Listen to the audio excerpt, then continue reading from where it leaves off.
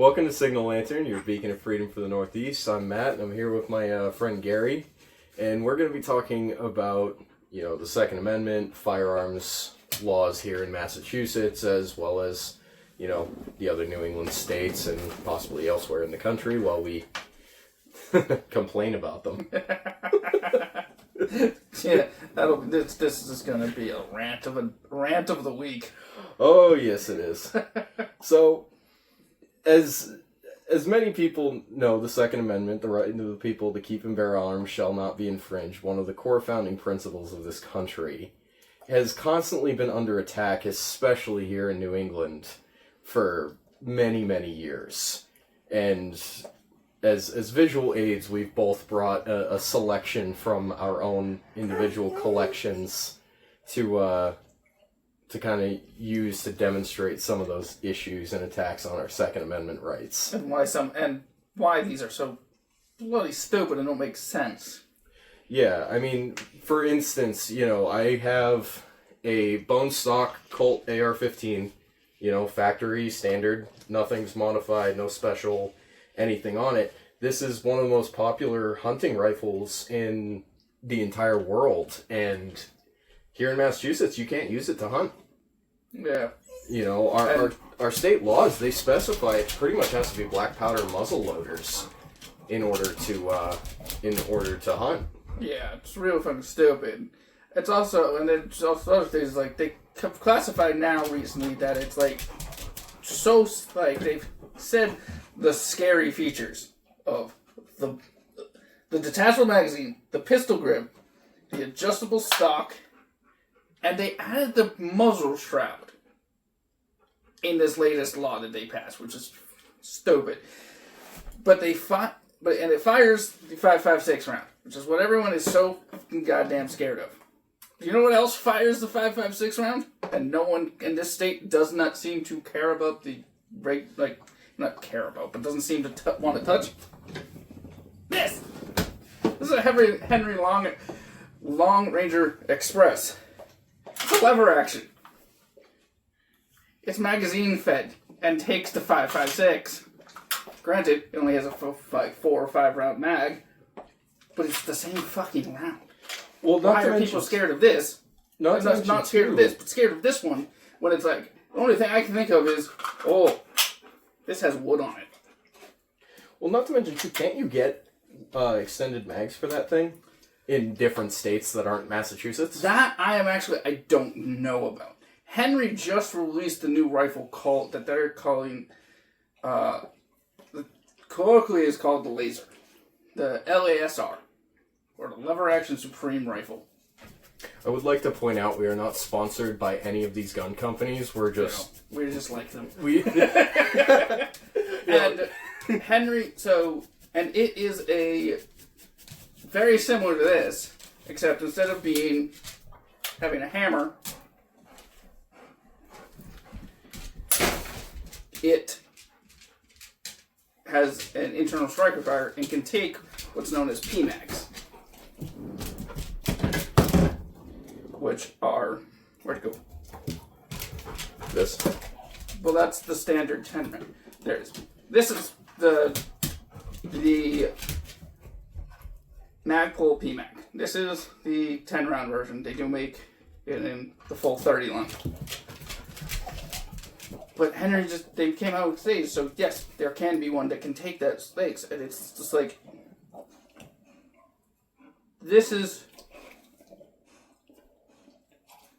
I know people who can who can reload a 10 round mag faster than someone with a semi-auto rifle can fire off 3 shots. Yeah, honestly, it is incredible. I've seen plenty of videos, especially from some of those, cowboy-centric 3-gun tournaments. The speed that some people can fire off lever actions is ridiculous. It puts the rate of fire of, semi-auto rifles like an AR-15 to shame. And, I mean, even shooting legends like Jerry Mikulak, who have a trigger finger that is basically comparable to that of fully automatic fire. Oh, yeah. and he's using a semi-auto weapon. And I've even seen videos of him trying to fire some semi-auto weapons, and his trigger finger is going faster than the bolt can reciprocate. He is literally trying to fire the gun faster than it is capable of firing. And that's probably the most incredible part about this. And another crazy thing is with levers it is at the speed at which they can activate that action. Which if you have, and a lot of the you can loosen this screw so it moves smoother and have it well oiled. Yeah, you could easily get above the AR-15's rate of fire. And it's like the state calls these high capacity magazines. Those are standard capacity. This is the standard. This is what, when you think of an AR mag or a 5.56 mag, this is what you think of. This is just the standard capacity of it. And they do make extended mags that are like 45 rounds, and those are I would call high capacity magazines, but they're expensive and not that common. No, and especially ones like this for, like, say, an AR-15 that's a 30-round magazine. That it's legal for me to own this in the state purely because it was in the state prior to the 10-round magazine restriction going into effect. This is grandfathered in. But one of my main issues with that kind of law, not to try to give our, authoritarian politicians some ideas, these aren't serialized. No. There's no way of tracking this.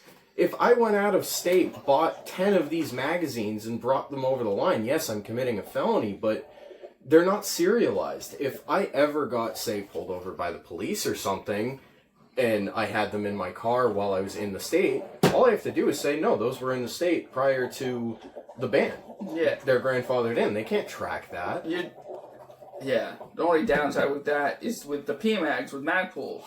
They're plastic. They're plastic. And they're too new. They're too new. So if you find steel ones, yeah. Yeah, exactly. What a lot of people do. Not to mention too the round count restriction for a lot of magazines. In a lot of instances, it doesn't make sense. Let's take for instance you have a 1911 here. 45 ACP single stack. That's 8 rounds plus 1 in the chamber. 8 plus 1. 8 plus 1. There's nothing wrong with this in the 10 round restriction. But then when you get to something like this, a H&K USP chambered in 45 caliber, the standard magazine size for this is 12 rounds. But because we live in a 10 round state, I can only have 10 round mags for this. So I'm missing out on 2 rounds in my magazine, all because somebody in the state thought, 11 is just too much. Same thing happens with the state P320. We can talk about the controversies that surround that gun at a later time. I get shit from him all the time because I am a bit of a SIG fanboy for that. I know. I got these mags. I used to live in New Hampshire, and when I bought my P320, I lived in New Hampshire, so I got the standard mag for it. It's a 17-round mag. And then I went on to get some extra mags when I lived in Massachusetts. I had to get these ones. It's a fucking 10-round mag. Cut the capacity by half. And I don't know if you can see it on there, but there's a fucking detent right there that they press in. They ruin perfectly good mags just to be like, you have to be compliant with the state. These are steel mags. They do the same thing to the P365 mag, which is a 9mm 12-round mag initially. But they put a fucking detent in there. Not sure what they do with Glock mags, because those aren't steel. I do believe they do something with a riser in there. But it's just... doesn't make sense. Yeah, Another thing that doesn't make sense. According to the state, this is a firearm. Yeah, that's the whole other, the whole other argument is like that's a firearm. But, This is the fire control unit of the P320, which is the modular handgun system from Sig Sauer. Because you can get different grip modules. You have to let you put it in, and now it's starting to look like what people think of when they think of a firearm. Well, see, what's especially crazy with that is, it's the fire control group that's considered the firearm and not the rest of it. Like for an AR-15, you can pretty much take like the entire fire control group out of this, just this lower half of the receiver with absolutely nothing in it. No trigger, no fire control group, no safety. Remove everything off of this and just have this lower piece that's just a little bit of metal and plastic for the grip. And that's the firearm. On this, it's not the bolt, it's not, it's like nothing else. You also saw how quickly you can put it back together. That also might have just been because I've done that 1,000 times with this. I know, you've field stripped and cleaned it so many damn times, you just know how to do it. Yeah. And it's like, I can do the same thing to my EDC, or everyday carry, the 6-hour P365.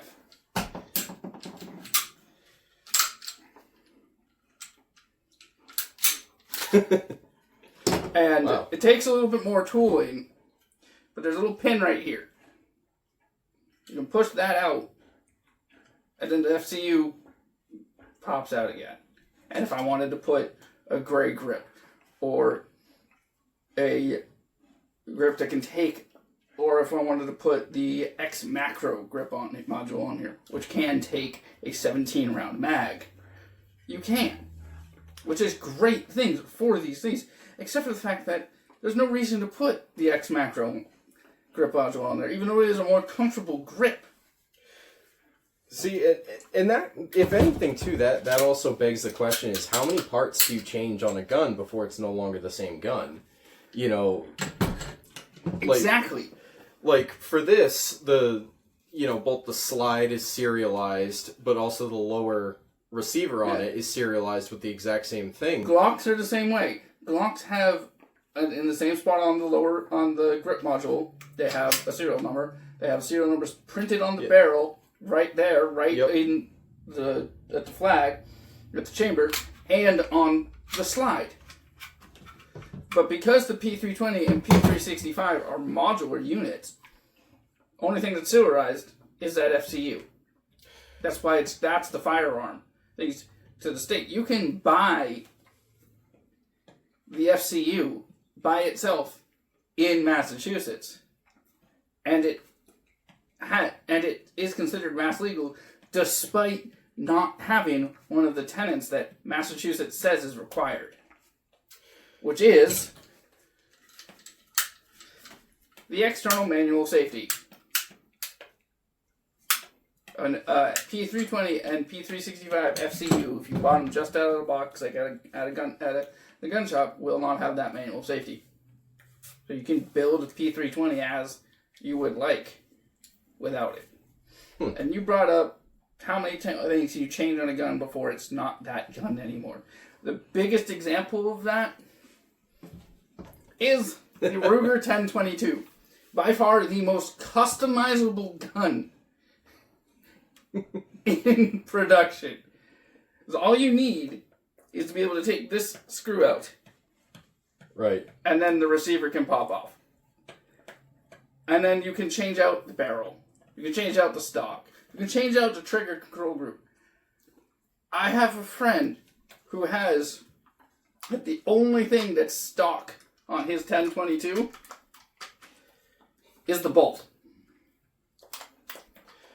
Yeah, so then, but that also gets kind of the whole point of like, how many things do you change out before it's no longer the same gun? obviously when you purchase it and register it, it's, it has a serial number on it that's registered to you. So it's like, what, as long as it still has that original part that has the one serial number on it that matches the registration, then it's the same gun. But, I have my own AR-15. It's known as a SIG M400. Basically just a SIG Sauer AR-15. And when I got it used in state, so I could after Chapter 135 had passed and it was used, so I could get it without the stupid fucking fin grip. That's a whole different tangent. Yeah, we'll get to that later. And it had an upper that I didn't really like. I didn't like how it was in a gas adjustable piston, gas block. I didn't like it. So I bought a better upper from website, and that since the upper is not serialized, not considered a firearm, I can get it shipped to my house. So I did. And I put it on there. So it's like, do I have the same AR? No, I don't. Do I still have that upper? Yeah. But it's like, when I went to get that firearm, I was actually going to want to get what's known as a SIG MCX Spear LT. Otherwise, what the military calls it, the new M7. Yes. And that one had that fin grip. So the fin grip is a thing where the new law in Massachusetts states that you can't have a pistol grip. You can't have something where your thumb can go around.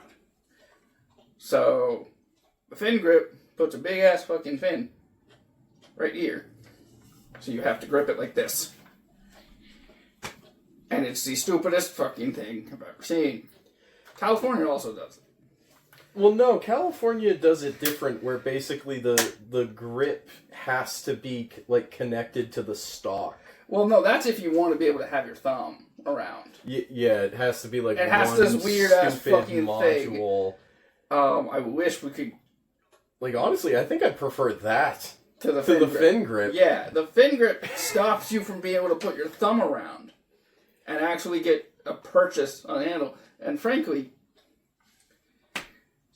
I think it's more dangerous. It is, because you don't have as good of a handhold on the rifle. It's so much easier to, while you're firing, maybe lose control of it, your hand slips off, whatever, the thing falls to the ground, it's still loaded, it has a chance of negligent discharge, or accidental discharge, because some idiot decided, oh, let's make a law because we don't actually understand how firearms work. Exactly. But at the same time, too, isn't it also once you purchase it, can't you remove the fin grip too? On some firearms, yes. On some firearms, there's a screw right here that allows you to just pop it off. Yeah, if I were to buy the SIG MCX Spear is one of them. Exactly, and I mean, this is a great example too. This is the exact kind of firearm that if I were to buy one of these brand new today, it would obviously have that massive piece of plastic right here to where you couldn't hold it properly, but at the same time, once I got it home, there's nothing stopping me from, going in there with a screwdriver, taking it off, ordering a new grip online that's, like this one or way more comfortable. Yeah, hell, they sell them at Bass Pro Shops. Exactly. So, again, it's just one of those things where the law is completely pointless. Another thing that they don't, because you can show that tell the people who made this law didn't know what they were talking about, is, so... That might be really on there. But so you should be on a regular bone stock called AR that has this other thing.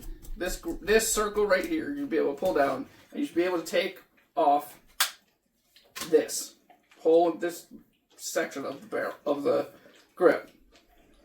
It's called the barrel shroud. It protects your hand from being burnt by the hot gases of the barrel. That's considered an evil feature with Chapter 135.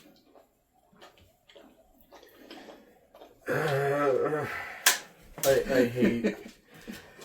But if you look at every single one of the firearms we have, the Ruger 1022, which suits the 22 long rifle rimfire cartridge, the weakest cartridge you can get.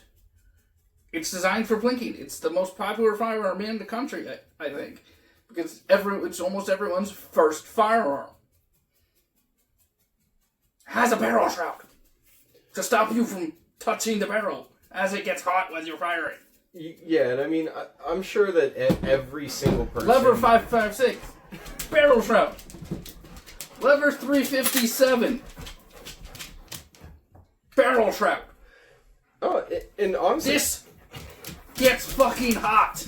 Even handguns, in a way, the slide that goes over the barrel itself acts as a barrel shroud. I mean, I've had instances where I put this down on the table after putting, 100, 150 rounds through it, and I grab it from the top, and I mean, yeah, this upper part of the slide is warm, but you can easily hold it even after putting that many rounds through it. We mentioned, it's safe. And also, the 357.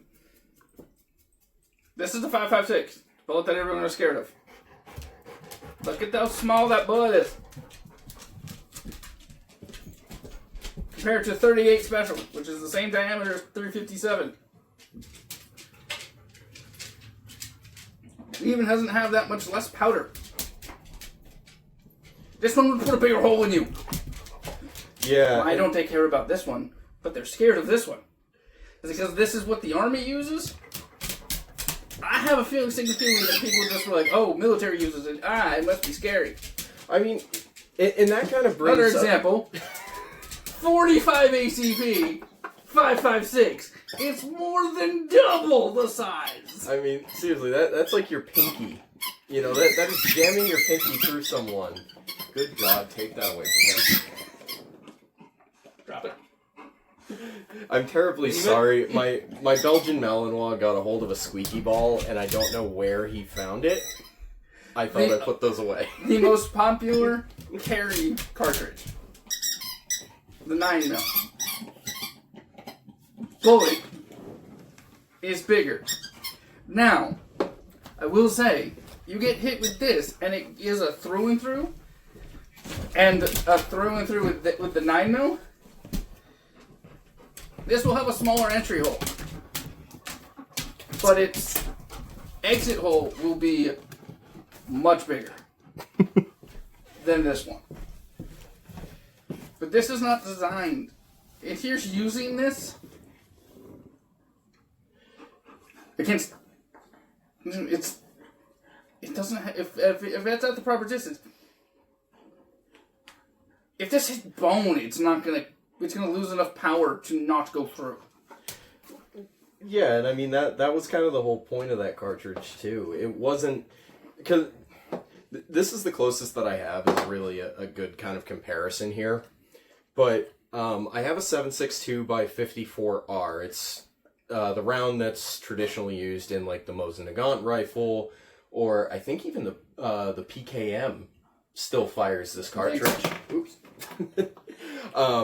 This is probably the closest thing that I have to what would have been a 30-06. Which is the most popular hunting round in the country. And it's also the round that used to be fired out of the M1 Garand, the M1918 BAR, the M1903 Springfield. All of these were military rifles at some point. And,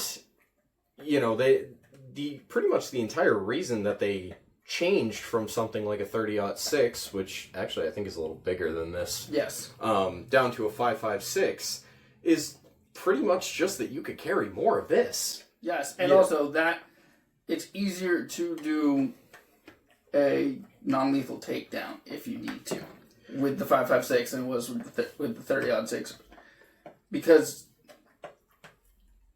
that was a more accurate round. So you could hit someone if you needed to in the arm. But if you hit with 30-06 in the arm, they might full on lose that arm. You hit them in the gut with 5.56, they're gonna go down. They're gonna bleed, and if you are doing an extraction where you needed to do that, you're gonna have a medic on site within You hit him in the gut with 30-06. It's going through and taking their stomach out the exit hole. Yeah. it... No, Same thing probably with 7.62 by 51. This one might not take the stomach with him, might take the intestines, but... Yeah, and I mean, that technically, in this terms is also of the a NATO evolution... round. Like, 7.62 by 51 is a NATO round. Yeah, in terms of the evolution of cartridges, we went from the 30-06 to the 7.62 by 51, and then down to the 5.56. So it's like military cartridges have been getting progressively smaller as time has gone on. And the only reason, even then, why the modern cartridge that the military's looking at, the 277 Fury or 6.8 Creedmoor. It's 6.8 by 51. Or 6.5... It's the 6.8 by 51. Yeah, so same general cartridge size, but with a slightly smaller round, so it's coming out with a bit more... Is they were looking for one that could do better armor piercing. Yeah. But the thing is also, it's like... Well, some NATO... A lot of people don't understand why we switched, because it's like, we don't need a round to go out to 800 meters. Because the average soldier's not going to be able to see that fucking far. Yeah, and accurately be able to pick out a soldier, and that's if they're standing straight up. I can't remember who. It was actually Forgotten Weapons was talked about this about this fact. Is like that person standing straight up and up tall. The range at which you can easily be able to pick them out, like, oh, there's a person right over there that's standing tall in wide open areas, is 300 meters. Well, which is the engaged with your naked eye, though. That's not even counting something like a high-powered... Well, when I say high-powered, standard military optic is, what, a 4X? So, yeah, the ACOG is a 4X. The new optic that's coming with the M7 is what's known as an LPVO, a low-powered variable optic. That's 1:6. Right. But still, you don't try to shoot at the edge of your rifle's range. Yeah, and I mean, well, part of, I think, where people look at some of the accuracy, especially of an AR-15 in the 5.56 round, is they look back to the Marines in Fallujah, who got investigated for war crimes because they were hitting so many headshots. That was because of the ACOG. That was because of the ACOG. But they were effectively using something just like this. Yeah, they were using it. The only difference being an ACOG, a Trigicon ACOG sight with, 4 times magnification, and they were hitting headshots regularly at 400 or 500 meters, and when they have investigated, it was found those shots were taken at 400 or 500 meters. It's just when the enemy pokes their head out the window, that's the only thing that they're presenting as a target to shoot at. So what are you going to shoot at? The head. So, but then you could also say just as much, too, that it wasn't necessarily just the ACOG. No, it was also the fact that the Marines are fantastic shots. Because the Marine Corps gives a shit about marksmanship. Oh yeah, they're proficiency with their weapons. They're easily the best shots in the entire U.S. Armed Forces. Like, unless you've not counting people who've gone through the other services, who've gone through the specialty sniper schools, or marksman schools. It's like, but a run-of-the-mill Army infantryman fresh out of basic versus Marine Corps infantryman fresh out of basic. And they grew up in the same town, same background, everything. The only thing that is different from them is that one went Army, one went Marines, and the first time they ever touched a firearm was when they went to basic. The Marine's going to be the better shot. This is coming from an Army vet. I am not ashamed to say this. Well, I mean, even then, a lot of... you can look back at history at some of the more prolific... God, I just completely lost the word. Prolific, that's what it was. Some of the most prolific marksmen, especially in horrible acts like assassinations, For instance, Lee Harvey Oswald. He was a Marine. He was a Marine. He didn't have something like an AR-15 to assassinate JFK. But he was using an old Italian Carcano bolt-action rifle to take that shot. And not only that, he was able to get off, 2-3 aimed shots? Yeah. Within a matter of seconds, all of which were extremely pinpoint accurate. And I wish I had been able to get my lever action, or my bolt action today. But because I'm planning on things, but to show you just how quickly someone can operate a bolt, like with the lever action, it's just like at the speed, and because you don't have to worry about the bolt cycling because faster firing the trigger faster you cycle the bolt because that's the bolt. It moves with the lever. And it cocks the hammer back as it moves backwards. And speaking with this specific rifle, let's move on to another thing that this stage is stupid about. You notice... The AR would probably be a good example of this, too. So, if you notice, this is just straight, flat barrel. Nothing on top of it. But this one has weird cage-looking thing. This is a flash hider, or muzzle device. This barrel is a threaded barrel, which means I can put one on here if I would like. But then I have to get it pinned and welded in place. Which is, again, extremely annoying thing about this state. Yes. Or even just bringing up the whole argument of suppressors. Yes. Or if I wanted to, I could put a suppressor on here. So that the 5.56 would actually be relatively quiet out of this rifle. Yeah, I mean, 5.56 really has not heard loud. this rifle fire, because I don't think I ever have fired this rifle. He's heard its big brother fire, though. Just the standard Henry lever action. Long Ranger. Which has a slightly longer barrel. This is a 16-inch barrel. That one has a 20-inch barrel. And it nearly made him shit himself. It scared him so much. It was so loud. So, and not to mention, too, a lot of handguns that mine the USP, it does not have a threaded barrel. However, I can, at least in the state of Massachusetts, legally purchase a threaded barrel. I can do the same thing for my P320. It's just the problem is that then I if we can't want put anything on it. you can't put anything on it, which makes absolutely no sense. You know, and when you get to the whole suppressor debate too, they are suppressors, not silencers. Like, or if for the people who are, because people get really bitchy about the suppressor versus silencer things. The other term we like to use for them is cans. Because then you can just appease both groups. Yeah, but basically the whole thing is like, in the modern day, as we're continuing to get more and more kind of urbanized, people are living closer together, suppressors in the modern day are almost becoming a necessity in some places. You know, outdoor ranges are surrounded by public lands, places where people are going to be walking. You know, if somebody doesn't know that there's a gun range, you know, half a mile away, they're going to hear a ton of gunshots. They're going to freak out. Exactly. You know?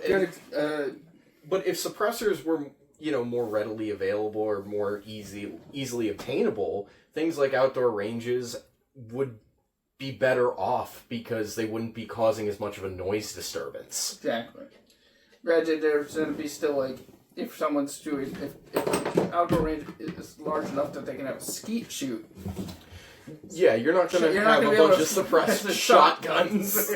I mean, there are shotgun suppressors, but, you know, the 60-year-old grandpa is not going to be taking his pump action and putting a suppressor on it. And even then, it's like, shotguns are still just so loud that a suppressed shotgun is going to be as loud as an unsuppressed 5.56. Yeah, and I mean that you do also kind of get to a point where a suppressor is like it needs to be so unnecessarily large just to be effective. I mean, especially when you get up to something like a 50 cal. Or 20 mil. The Lottie gun. If someone ever decided to build a suppressor for the Lottie gun, for the elephant gun. I don't even... That would have to... See, all I'm picturing are I feel like it'd be it'd have to be like the size of this table. I mean, maybe. I mean, so... well, perfect example of, like, using suppressors... I've seen a suppressor for a 50 BMG. Oh, it's bigger than your forearm. It's bigger. No, but, like, in more populated places, like Germany, for instance, where it is so densely populated, how is their military supposed to train on tanks and artillery pieces? They've actually designed suppressors for their tanks. But in order to use them, the tank basically has to roll up to a specially made platform, and the suppressor is this massive thing that's, I think it's even bigger than the tank itself. And they basically just stick their barrel in the end of it and fire. And that's how they're keeping the noise down in such a densely populated place while still being able to train their tank. The Bundeswehr can still train their tank crews on how to operate the tank and how to fire it. But it's like the fact that we are at a point where we have to suppress tanks and we're having an issue over putting a suppressor on a handgun. Right. The other funny thing is like, the only time I think a suppressor or can could truly be called a silencer is if it's on a 22. I know. At that point, like... At that point, you just want to be able to shoot squirrels in your backyard and not get the cops called on you. I know. These things are already quiet enough as is. They're not hearing safe. No, but you put a silencer on it, it's hearing safe. It's just going to go click. Pretty much. You know, like these things are so quiet enough things that the main thing people use them for is what's known as plinking. It's when you're shooting a metal target and going things. It's because the noise that as you expect, the bullet hitting the metal target, plink. That is louder than the gun firing. Yeah, even for a lot of suppressed weapons like, a 45 ACP, for instance, these rounds are naturally subsonic. Yeah, 45. Yeah. It's such a heavy round that it's naturally subsonic. Yeah, it's now the same you get thing. like a subsonic 9 mil. Yeah, that's gonna have a crack to it. But yep. I mean, with a suppressed 45, when you fire this thing, the only thing you're gonna really hear is the slide racking, and then whatever you hit, piece of steel you hit down range going ping. That's all you're gonna hear off of something like this. But, something like a 5.56 or a 9mm, you'll hear the supersonic crack. Speaking of, 9mm, I don't want to give the state any ideas, but I have a hunkering feeling I know what their next target's going to be. They're going to try and probably pull some bullshit like what California is doing. I feel their next target. Oh, you think they're going to go after hollow points? Oh. Huh. Except...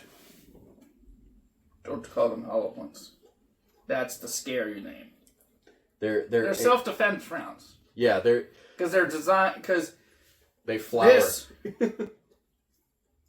could potentially over-penetrate if you hit someone in the right spot when you're trying to do self-defense, and then you truly it's like then you do need to know what's behind your target. Yeah, the rules of gun safety. This is designed to flower out and not over-penetrate.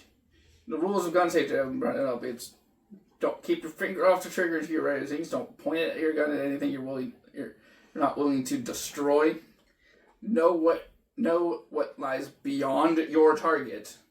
Yep. Because if you are in a self-defense things and you fire this and you miss, and then you hit someone a house, a wooden house, this could easily go through the wood, the insulation, and the drywall. Well, not just that; it could even go through additional interior walls as well. That was tested brick before. If it's an old school brick building, then it'll stop. That brick will annihilate this. Yeah, the brick will win that fight. This one, hit the wood and flour and get stuck in the insulation. And if it gets through the insulation, it will get stuck in the drywall. If it gets through the drywall, it will not have enough power left. To severely.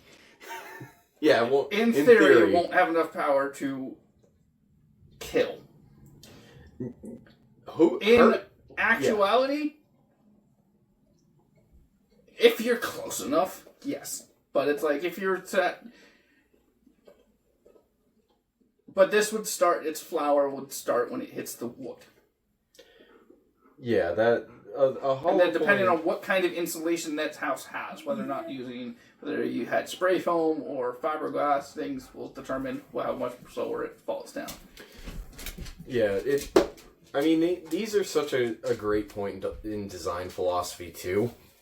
Because it's like the 9mm is just designed to go fast and go through. The 45 is designed to hit like a fucking truck. So the joke that we like to use immediately is that. So it's a dark humor joke that I picked up by the time military and things is 9mm for the body, 45 is for the soul. Or like how we the story of why the 45 ACP exists. Yeah, the anti-cow projectile. That's what ACP stands for, anti-cow projectile. I said that to somebody in a gun store recently, and they were like, "Oh my god, I didn't know about this." Like, I told them the backstory behind it, and then told them the ACP stands for anti-cow projectile, and they started dying laughing. Oh, God. Also, another thing. I bought a box of 9mm and 38 Special today. And due to this state, you have to fill out a log with your license to carry that you purchased ammo. It's like, thankfully, they don't regulate what kind of log. But it's like, this could get some shit from the left side, from the other side of this argument for me saying this, because I brought it up to someone that I know that we were talking about this, and got some real shit on it. Registering every ammo purchase, or saying that you need to register every ammo purchase, to me is like saying you need to register every alcohol purchase. Or every time you fill up your car with gas. Or that. Because a car is a deadlier weapon than a firearm. They kill more people over the course of every year than firearms do. Yeah, it's one of those things where, like, if you remove things like suicides from the gun death numbers, it suddenly drops to like 10% of the overall. Like 90% of gun deaths every year are, at least according to like the CDC, the FBI, they're all suicides. You know, guns are used in self-defense far more than they are, you know, offense. Yeah. And so have I ever... So this self-defense round has been in this mag since I bought it 3 years ago. I'm lucky enough to say that I've never had to use my EDC as a self-defense weapon. Do I train with it at the range? Absolutely. Because that's how you know that's how you can be more comfortable that you won't miss and won't have to worry about an over-penetration situation. Honestly, that also brings up a whole other thing too. A lot of people in the modern day, you know, with the whole defund the police movements and the fact that, you know, in a lot of instances, police aren't even responding to some calls. Yeah. A lot more people are getting into firearms ownership than really ever before. And there's the saying of there's a firearm behind every blade of grass in America, and that is starting to become even more true. But I'm talking even things like handguns, for instance. There's a lot of people that are going out and they're buying their first handgun. They're getting a 9mm. Yeah. But then what they're doing is they're taking it home, throwing it in a drawer, never firing it. No. They're just going, oh, well, I'm fine. I have a gun in my drawer. If I ever need to use it, it's there. But if the time ever comes where you do need to use it, yeah, it's in the drawer, but you're going to be sitting there holding it awkwardly, probably fumbling, trying to get a magazine into it. If the thing jams, you're not going to know how to clear the jam. Yeah. So there's a lot of people that are going out and they're buying firearms for self-defense and then never touching them. They're never using them. So they don't actually know, am I going to be proficient with this thing? This is not something that will just immediately... do what you expect it to do. You have to know how to use it. It is a tool. And it is what's known as a perishable skill. Yeah, if you don't practice... If you go train with it, take a live fire course so you can be familiar with your firearm, and then go throw it in a drawer and never touch it again. It will... It's not like cooking, where it's like, oh, you pick it right back up. No, you'll miss out on all of that. The other thing is also one thing that, in order to do this portion of it, you will need to find an outdoor range. Fire your self-defense weapon at an outdoor range where they do allow this. Not every range does. Once. One bullet. Without ear protection on. So that it doesn't jar you. You know what to expect if you ever have to use it. And use the ammo that you would keep in your gun for that. I recently joined an outdoor range. I'm not going to say which one because I don't want to put their name out and everything like this. I will be using the self-defense ammo when I do that test. But again, do it at the outdoor portion of the range because the indoor things, they echo. Oh and my it's God, going to be it's so much louder. worse. It's so much worse. And there you get the concussive... Exactly. That's why when I fired my Henry Long Ranger, it scared him. Is because 5.56 does create a lot of gases out front, and in an AR, those gases cycle back through and reset the bolt. But on a lever action, they just go forward.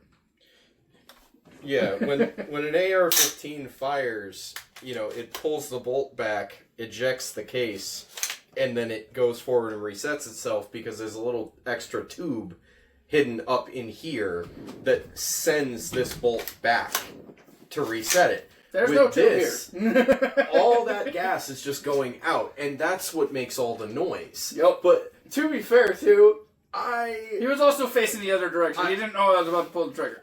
I wasn't paying attention. I was actively loading rounds into my magazine. We were at he was back to the range. Yes. He was doing something that was prepping for himself to be able to go shoot. Yeah, so I wasn't exactly expecting that. I have that to my defense. I didn't know it was gonna happen. Oh but no! It scared me too because I wasn't expecting that big of a blast. Although the main thing that scared me was the fireball that came out. I know. Cause that was the other thing I noticed too. Because I heard the bang and then the entire range lit up for a fraction of a second. Like, I'm sitting there, holding this, just loading rounds into it, looking down, and then all of a sudden, it went from, alright, it's light in here, to flashbang, and I'm not even facing the range.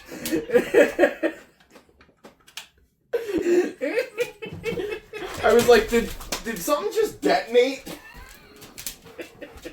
Oh, God. But yeah, no. Eventually, when we do end up getting to the outdoor range too, and I'll call myself. I carry a full size. This USP 45 is my EDC because I don't carry a compact. I carry a full size. Yeah, mine's the 365 XL. It's SIG's compact. It is also becoming one of the more popular EDCs out there with the Glock 43X. the M&P Shield, and the Springfield Echelon.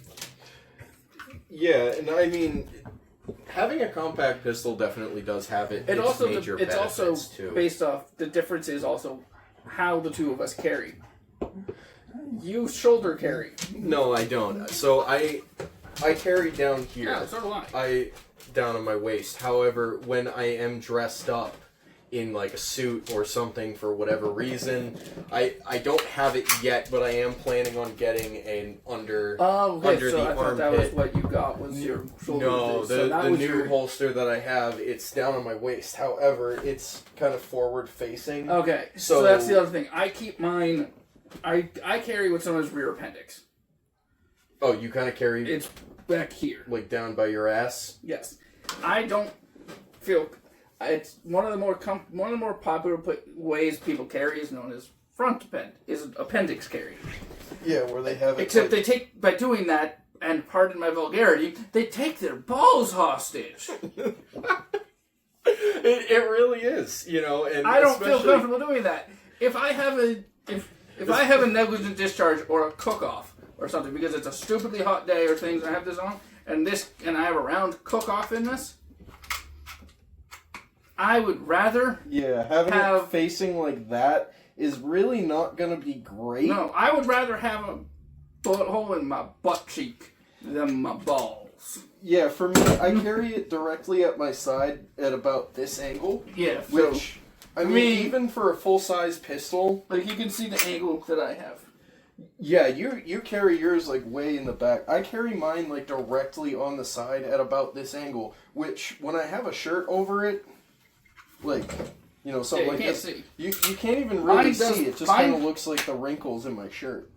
So mine does print a little easier if I wasn't wearing a baggier shirt. But the nice thing about my...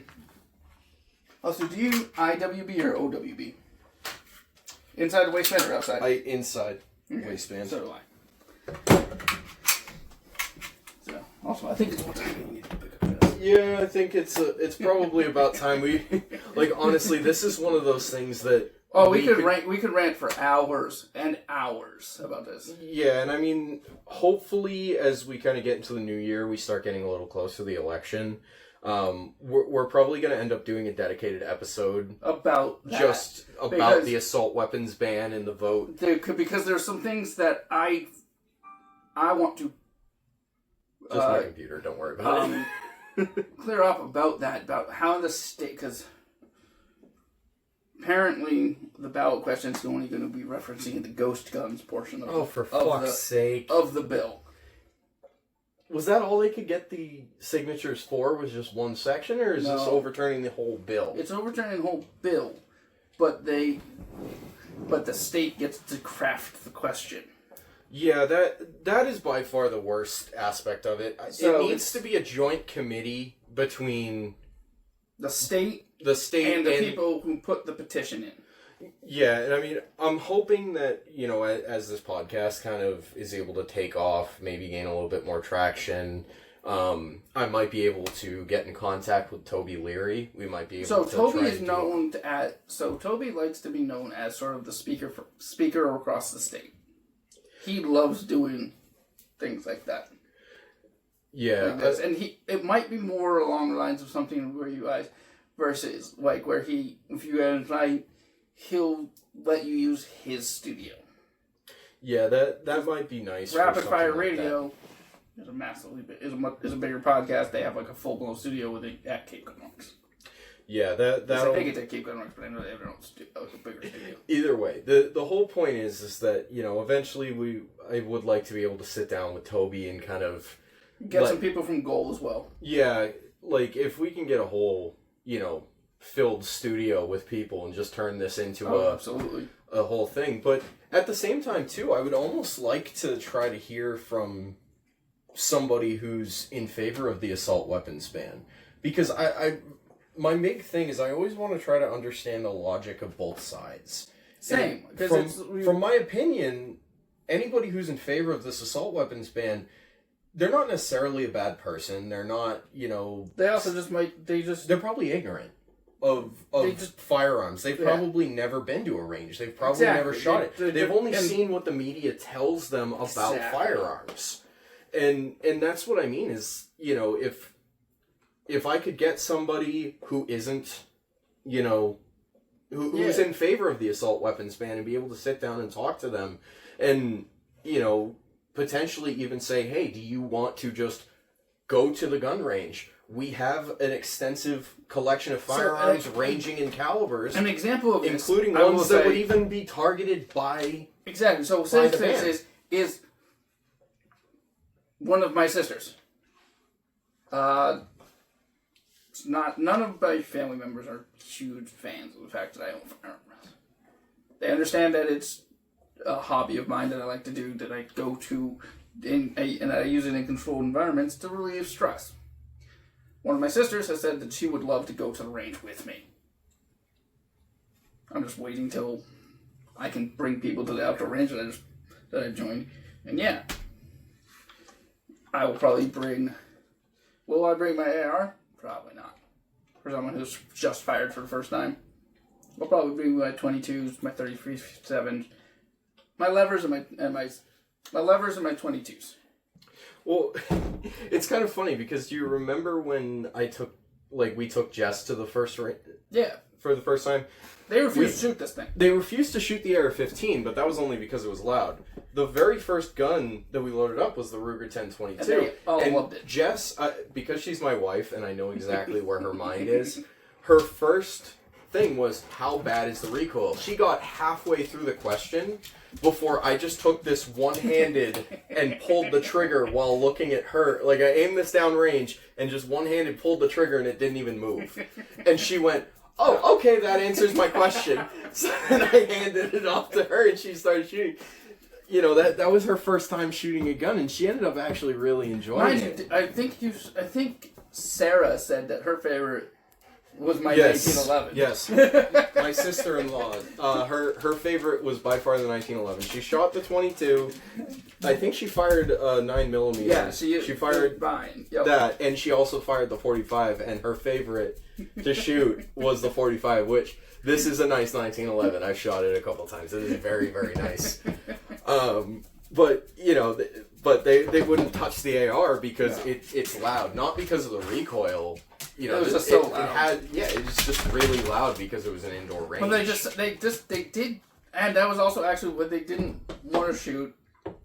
The lever action I brought, which was the 357, because it was also really loud. Didn't you bring the 5.56? No, I did not. I don't think I owned it yet. I know that Sarah shot one of your lever guns. I just don't know which one. It was it was the carbine version of this one. So this is the full length one known as the Henry all-weather side gate. And then there's the Henry, I call it the carbine version. This is a 20-inch barrel. The carbine, the one that I call the carbine is what's known as the Henry Big Boy Model X. So this is the Big Boy all-weather side gate. Model X has a 16-inch barrel. It also has more of a tactical look to it. It's got, instead of having a black walnut foregrip and stock, it's got polymers. And it has a little Picatinny rail and M-Lock slots right there for if you wanted to put like a flashlight or something on the front. And it has a threaded barrel. But other than that, I think it has a big loop. Yeah. It's got a more opalescent loop. Yeah. Other than that, it's the same rifle. It's still lever action the same way. It has what's known as a transfer bar safety. So there is no external safety, it's inside. The transfer power. That's the other thing. It's like, why are levers not really regulated in the state?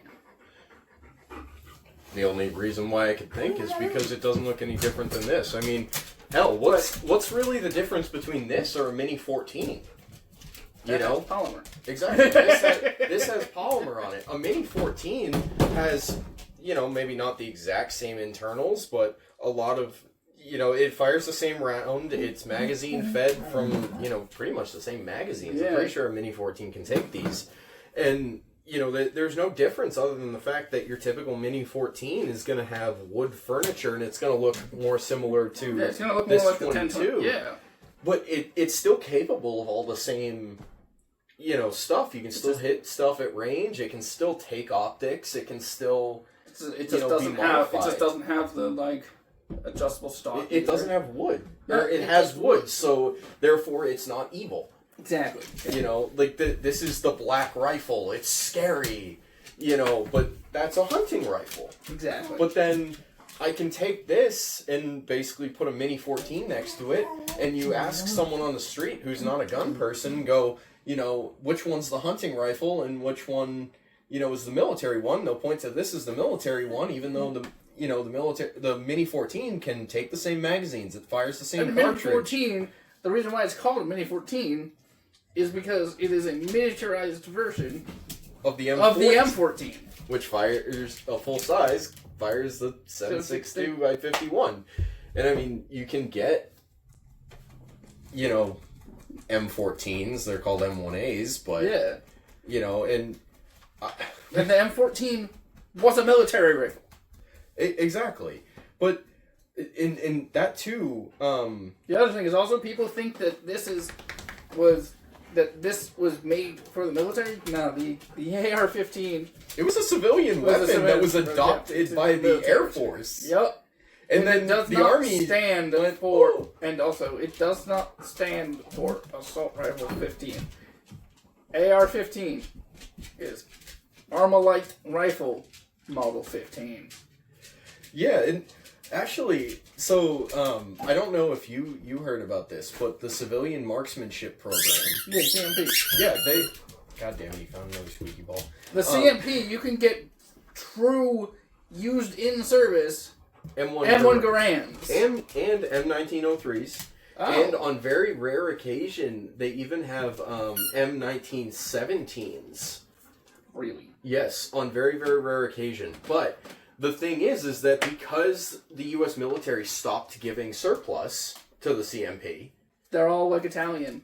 Or no, they actually started up a brand new production line of M1 Garands. Really? Yes, they're all going to be CMP marked, but they will be brand new production M1 Garands that are going to be sold by the CMP.